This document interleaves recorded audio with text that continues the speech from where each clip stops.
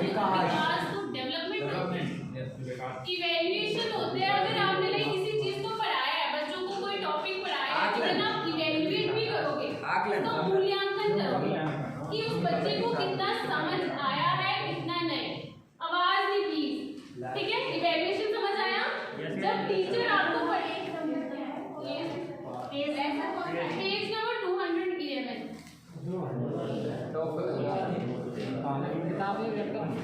अब आपने टीचर बनना है तो जब आपने बच्चों को पढ़ाना है तो आप इवैल्यूएट भी तो करोगे ना कि आपने जो पढ़ाया है, आपके जो ऑब्जेक्टिव थे, जो उद्देश्य थे उस टॉपिक के लिए वो पूरे हुए कि नहीं। आप बच्चों को क्या सिखाना चाहते थे और वो बच्चों ने सीखा है या नहीं सीखा है। दैट इज इवैल्यूएशन, मूल्यांकन। समझ आया? मूल्यांकन एक अनवरत चलने वाली प्रक्रिया है। किसी वस्तु में कितनी गुणवत्ता है ये मूल्यांकन करने से ही ज्ञात किया जा सकता है। अब बच्चों में कितनी क्वालिटीज हैं, बच्चों में कितनी कैपेसिटी है किसी चीज को गेन करने के लिए, ठीक है, पढ़ने की उनकी कितनी क्षमता है, वो कितना सीख पाया है, ये सब किस पे निर्भर करता है? आपका मूल्यांकन पे। हम किसी भी कार्य को करने से पूर्व उसके परिणाम को जानना चाहते हैं और अनुमान भी लगा लेते हैं क्योंकि हम उसका मूल्यांकन देख लें। और अगर हम कोई चीज पढ़ा रहे हैं बच्चों को, जहाँ अगर हम कोई काम भी करते हैं तो हमें क्या हो जाता है, गेस होना स्टार्ट हो जाता है कि इसका रिजल्ट ये आएगा, हो जाता है।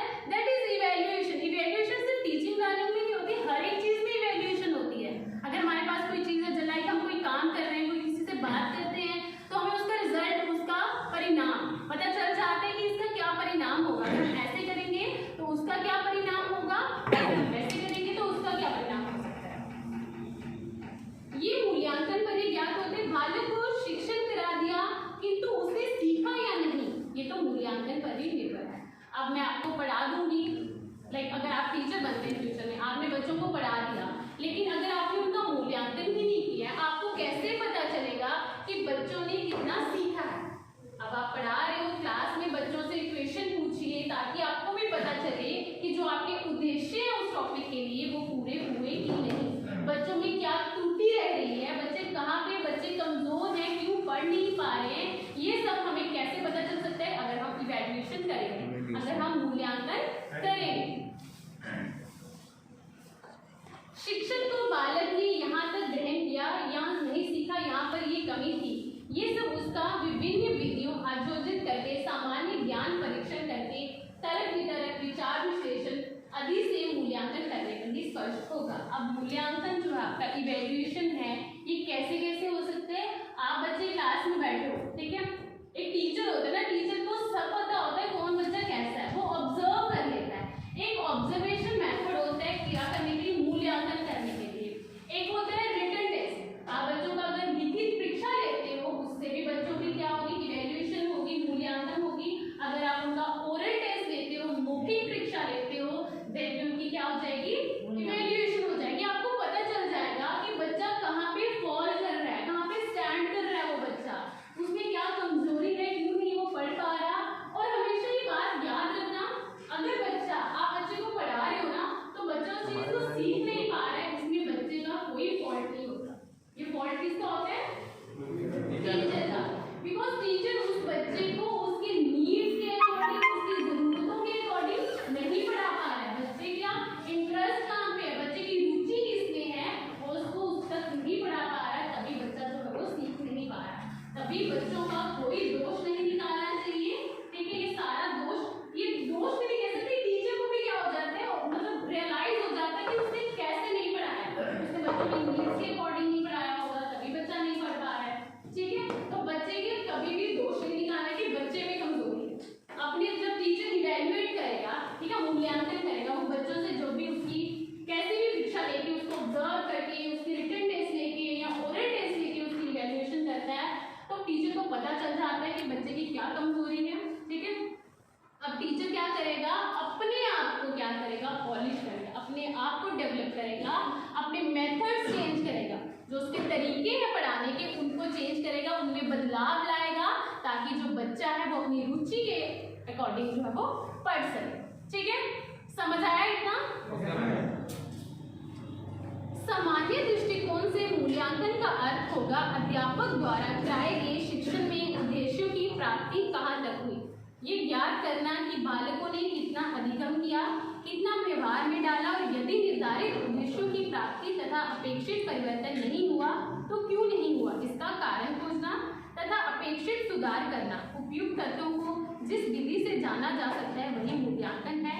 इसको हम मूल निर्धारण से संबंधित कर सकते हैं। ये मैंने आपको पहले ही बता दिया, पढ़ने से पहले क्या होता है, इवैल्यूएशन क्यों कर रहे हैं हम, मूल्यांकन क्यों कर रहे हैं, बच्चे की कमजोरी देखने के लिए कि बच्चा क्यों नहीं पढ़ पा रहा है। जब हमें टीचर को, एक अध्यापक को, जब बच्चे की, विद्यार्थी की वो कमजोरी पता चल जाती है कि बच्चा कहाँ पे स्टैंड कर रहा है, बच्चा ये चीज क्यों नहीं सीख पा रहा, तो अध्यापक क्या करता है, उसके लिए अलग अलग टेक्निक्स बनाता है। एक रेमेडियल प्रोसेस होती है, ठीक है, उसकी खोज करना, उनके सुधार के लिए, जो उसको त्रुटियां पता चली है अध्यापक को, उनके सुधार के लिए जो अध्यापक जो टेक्निक्स या अलग अलग मेथड्स बनाएगा वो क्या है, इवैल्यूएशन का ही मेथड है।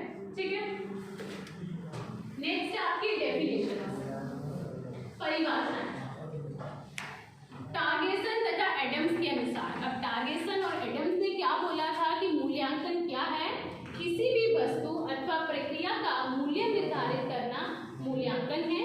शिक्षा में मूल्यांकन से तात्पर्य शिक्षण प्रक्रिया अथवा सीखने की क्रियाओं से उत्पन्न अनुभवों की उपयोगिता के विषय में निर्णय देना होता है। अब कोठारी शिक्षा आयोग के अनुसार अब ये माना जाने लगा कि मूल्यांकन एक निरंतर क्रिया में रहने वाली प्रक्रिया है जो कि संपूर्ण शिक्षा प्रणाली का एक अभिन्न अंग है और ये शोषित उद्देश्य से घनिष्ठ संबंध रखती है।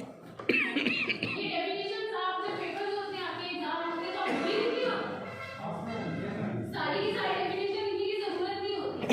आपने क्या किया, स्टार्टिंग में इंट्रोडक्शन दी, देन उसका मीनिंग लिखा, अर्थ लिखा उस टॉपिक का, देन आपने 2-3 क्या करनी है, परिभाषाएं लिखनी है। सारी लिखने की जरूरत नहीं होती, 2-3 परिभाषाएं लो कि किसने कौन सी परिभाषा दी है, वो बहुत जरूरी होता है लिखना। ठीक है, किसने वो परिभाषा दी है, कब दी है और उस परिभाषा में उसने क्या लिखा है, ये 2-3 लिखनी होती है, आपको ज्यादा लिखने की जरूरत नहीं है। नेक्स्ट आता है आपका मूल्यांकन तंत्र की विशेषता। अब उनकी कैरेक्टरिस्टिक्स क्या है इवैल्यूएशन के, वो पढ़ेंगे हम। इवैल्यूएशन क्या है, कॉन्टिन्यूअस प्रोसेस है, मतलब अनवरत चलने वाली प्रक्रिया। अनवरत चलने वाली प्रक्रिया से मतलब क्या समझते हो,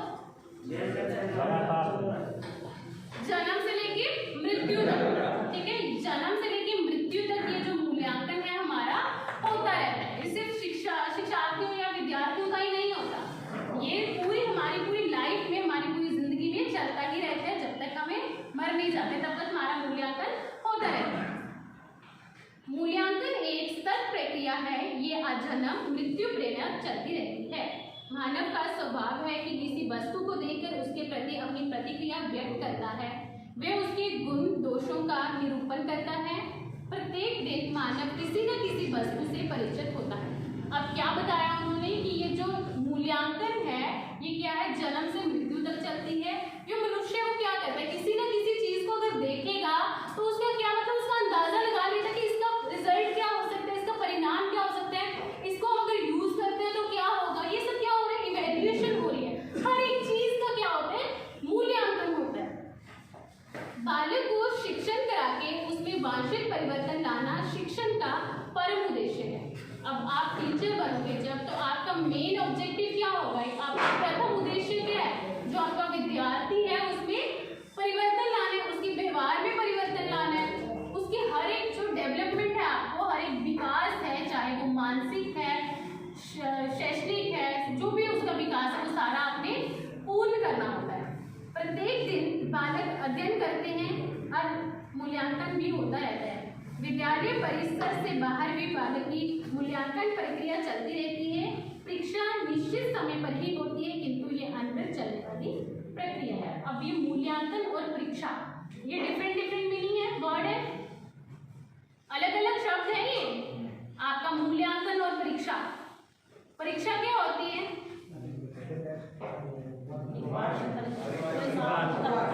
मतलब मुझे बता सकते हो कोई वर्ड डिफरेंस, क्या अंतर है दोनों में, परीक्षा और मूल्यांकन।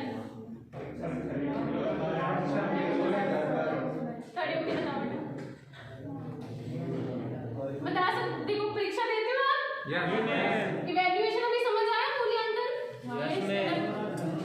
परीक्षा से परिणाम पता लगता है, मूल्यांकन से जानकारी। मूल्यांकन से भी परिणाम पता चलता है।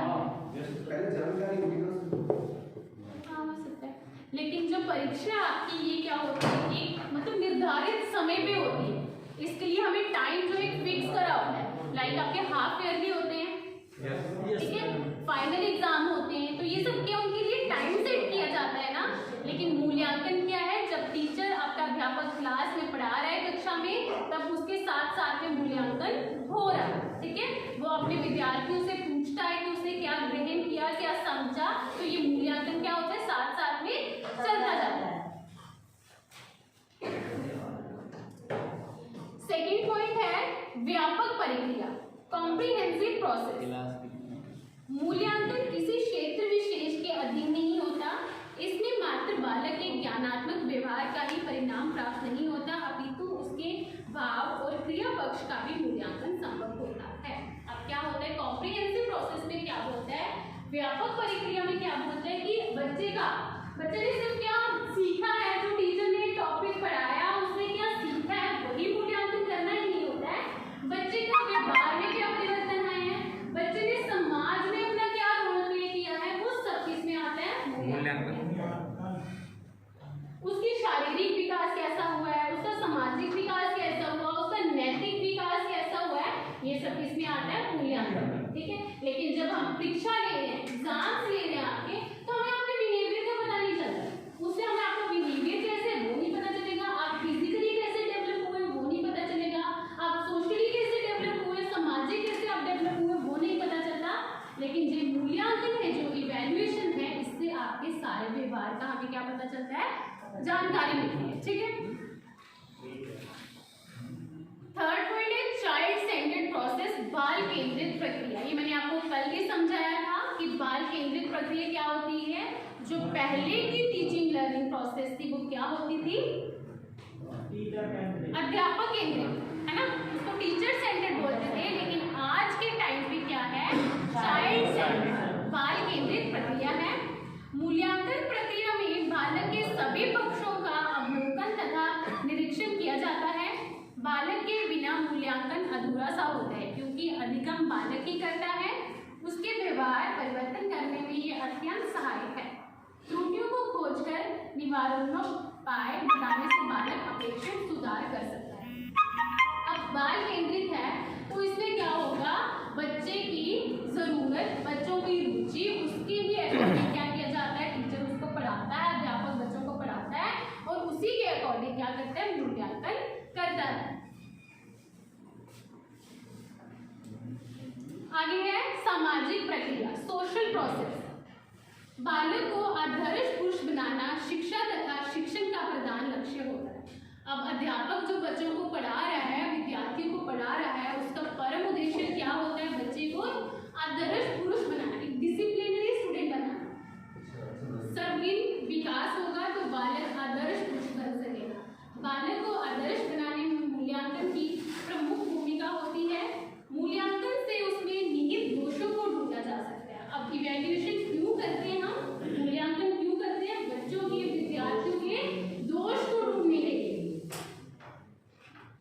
तथा समाज के अनुरूप आचरण करने योग्य बनाया जा सकता है। जैसे कि पहले बताया चुका है कि बालक का समाज से कितना संबंध है। मैंने आपको कल भी ये लाइन समझाई थी कि सोसाइटी जो है, हमारा समाज जो है, ये बहुत महत्व रखता है हमारी लाइफ में। मूल्यांकन से स्पष्ट होता है कि दिए जाने वाला ज्ञान बालक को सामाजिक बना रहा है या नहीं, उसमें सामाजिक गुणों का उदय हुआ या नहीं। अब मूल्यांकन हम इसीलिए भी करते हैं कि जो हम बच्चों को पढ़ा रहे हैं वो अपने समाज से कितना प्रभावित हो रहा है, वो समाज में कोई अपना रोल प्ले कर भी रहा है कि नहीं कर रहा है। उपयुक्त विशेषताओं के अतिरिक्त भी कई अन्य विशेषताएं हैं। ये एक संबंधित प्रक्रिया है। बालक परिवार, पड़ोस, विद्यालय, अध्यापक सभी से प्रभावित होता है। ये सभी उसका मूल्यांकन करते रहते हैं। बालकों में कौन कौन सी कमी है उसे खोजकर दूर करने में भी मूल्यांकन क्या करता है, सहयोग देता है। अब बालकों की त्रुटि ढूंढकर उनको हम क्या करके, उनको वो जिसके लिए वो इंटरेस्ट रखते हैं, उनको वो चीज़ हम प्रोवाइड करके क्या कर सकते अध्ययन में रही कमियों को ढूंढने में ये सहायक होता है। अब जो अध्यापक ने विद्यार्थियों को पढ़ाया है उसमें क्या क्या, उस टॉपिक में, उस अध्ययन में क्या क्या कमियां रह गई है उसको भी ढूंढने के लिए जब अध्यापक बच्चों से पूछेगा, अगर बच्चे उसका उत्तर नहीं दे पा रहे हैं तो इट मीन अध्यापक को ये ज्ञात होगा कि उसने ये चीज नहीं पढ़ाई है अच्छे से, तभी बच्चे जो है वो नहीं बता पा रहे हैं। अगर अध्यापक ने वो चीज अच्छे से समझाई होगी तो बच्चे क्या करेंगे, विद्यार्थी क्या करेंगे, उसका उत्तर अवश्य देंगे। अगर बहुत सारे एक दो नहीं देगा तो ठीक है, हम समझ सकते हैं कि मे बी उसका ध्यान ना हो, लेकिन अगर आपकी क्लास में ज्यादा स्टूडेंट्स, ज्यादा विद्यार्थी उस चीज का उत्तर नहीं दे पा रहे तो इट मीन कहीं ना कहीं अध्यापक का ही दोष रहा होगा उस अध्ययन को समझाने में। बालक की इच्छा, अभिवृत्ति, अभिरुचि, अभियोग्यता, आदत आदि का पता लगाया जा सकता है। बालक को संपूर्ण मानव बनाने के लिए अपेक्षित सुधार करने में सहायक है। इसके माध्यम से शिक्षण प्रक्रिया में परिवर्तन करके उसे प्रभावशाली बनाया जा सकता है। मूल्यांकन के माध्यम से हम क्या करते हैं, अपनी शिक्षा में, अपनी क्लास में हम क्या कर सकते हैं, परिवर्तन ला सकते हैं। विषय तत्व के स्पष्टीकरण में सहायता प्रदान करना, ये व्यक्ति के व्यक्ति तत्व का दर्पण होता है। इसमें देखकर व्यक्ति अपने व्यक्ति तत्व में निखार ला सकता है। कहाँ पर अवगुणों रूपी धूल मिट्टी लगी है उसे दूर करने में व्यक्ति सक्षम होता है। और विद्यार्थियों को भी पता चलता है कि वो क्या चीज नहीं बता पा रहे हैं, उनको अपनी कमियों का भी ज्ञात होता है मूल्यांकन से। आगे difference between evaluation mechanism and examination. अब आपकी परीक्षा और मूल्यांकन में क्या अंतर है, जो मैंने आपसे पहले भी पूछा और आप बच्चे ऐसे एक दो ने बताया, बाकी को नहीं बताया। तो अभी ध्यान से सुनना कि परीक्षा, एग्जामिनेशन और मूल्यांकन, इवैल्यूएशन में क्या अंतर है। परीक्षा निश्चित समय पर ली जाती है जबकि मूल्यांकन एक सतत प्रभावशाली प्रक्रिया है। मैंने आपको पहले भी बताया कि एक निर्धारित समय सेट किया जाता है इसके लिए, परीक्षा के लिए, लेकिन जो मूल्यांकन है वो हमारा कॉन्टिन्यूस चलता रहता है। परीक्षा को निश्चित भागों में विभक्त कर सकते हैं किंतु मूल्यांकन व्यापक प्रक्रिया है। अब परीक्षा को हम अलग अलग टाइम पे सेट करते हैं, जैसे आपकी वार्षिक परीक्षा होती है, फाइनल एग्जाम, अर्धवार्षिक जो आपके हाफ ईयरली पेपर होते हैं, और त्रैमासिक जो आपके 3 मंथ के बाद पेपर होते हैं। परीक्षा मौखिक या लिखित अथवा प्रायोगिक रूप से दी जा सकती है, जबकि मूल्यांकन करने के लिए विभिन्न विधियों का प्रयोग किया जाता है। अब जो आपकी एग्जामिनेशन है, परीक्षा है, वो कैसे ली जा सकती है, ओरल या रिटन, लेकिन जो आपका मूल्यांकन है वो किसी भी मेथड से किया जा सकता है। बहुत सी विधियां होती है, जैसे आप बैठे हो ना, टीचर पढ़ाते पढ़ाते भी आपको क्या कर सकते हैं, इवैल्यूएट कर सकते हैं, आपका मूल्यांकन कर सकते हैं कि कौन बच्चा ध्यान से पढ़ रहा है, कौन नहीं पढ़ रहा। परीक्षा मूल्यांकन का ही एक विधि है, परीक्षा या मूल्यांकन का ही एक हिस्सा है। परीक्षा में शिक्षक तथा छात्र कुछ निश्चित लक्ष्य लेकर चलते हैं। उनका उद्देश्य प्रकरण परीक्षा लेना तथा देना यही रहता है, जबकि मूल्यांकन प्रक्रिया में भी उद्देश्य तो होते हैं किंतु वे व्यापक होते हैं। मूल्यांकन के माध्यम से ही शिक्षण के उद्देश्यों में परिवर्तन संभव है। अब जो अध्यापक ने अपने उद्देश्य बनाए होते हैं किसी अध्ययन के लिए कि आज मैंने ये अध्ययन पढ़ाना है, जैसे मैंने आपको पढ़ाना था आज इवैल्यूएशन, मूल्यांकन, तो मेरे भी कुछ उद्देश्य रहे होंगे कि आपको ये चीज सिखानी है मुझे, और बाद में मुझे ये ज्ञात करना होगा कि आपको ये चीज समझ आई भी है कि नहीं। तो इसमें क्या होता है, इससे मूल्यांकन करने से अध्यापक के उद्देश्यों में भी परिवर्तन लाया जा सकता है। परीक्षा एक सीमित पाठ्यक्रम पर आधारित होती है, जबकि मूल्यांकन बालक के सभी पक्षों का निदान तथा प्रचार विधि को बताता है। अब आपकी जो परीक्षा है उसके लिए आपको क्या सिलेबस प्रोवाइड किया जाता है, या आपने इतना सिलेबस पढ़ के आना है, ये आपके एग्जाम में आएगा। लेकिन मूल्यांकन में क्या होता है, कोई ऐसा सिलेबस नहीं होता मूल्यांकन करने में, वो बच्चों के सामाजिक, मानसिक, शारीरिक, व्यवहारिक सभी विधियों को क्या करता है, दर्शाता है। मूल्यांकन व्यक्ति के बाहरी तथा आंतरिक व्यवहार को प्रदर्शित करता है, जबकि परीक्षा उसकी मानसिक शक्ति को परखने तक सीमित होती है। अब मूल्यांकन से क्या होता है, हमारी इंटरनल, हमारी आंतरिक, ठीक है, प्रदर्शित, और हमारी एक्सटर्नल, ये सब हमारे जो बिहेवियर है इनका पता चलता है। लेकिन जो आपकी परीक्षा है उससे क्या पता चलेगा कि हमारा मेंटल लेवल कितना है, हमारा मानसिक विकास कितना हुआ है, क्योंकि हमें वो क्या करना होता है, समझ के आना है, पढ़ के आना है, तो हम वो लिख पाएंगे एग्जाम में, कि हम कितना याद कर सकते हैं, कितना समझ सकते हैं।